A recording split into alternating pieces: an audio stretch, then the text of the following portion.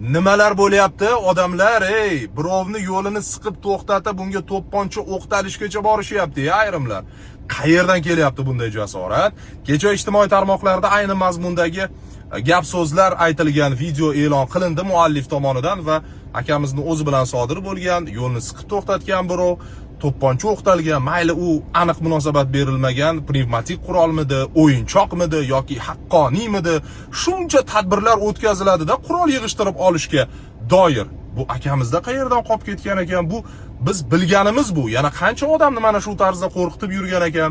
Akamiz ham Uchtepa tumani ichki ishlar bo'limiga ariza bilan murojaat qilganliklari, lekin chora ko'rilmayotganini aytib birinchi murojaat qilgandilar va undan keyin tezkor munosabat bildirildi va mana hozir huquqbuzarga nisbatan, ya'ni menga to'pponcha o'qtalgan ko'rsatgan odamga nisbatan Uchtepa tuman sudi tomonidan 10 sutka ma'muriy qamoq jazosi tayinlandi deb ham e'lon berdilar.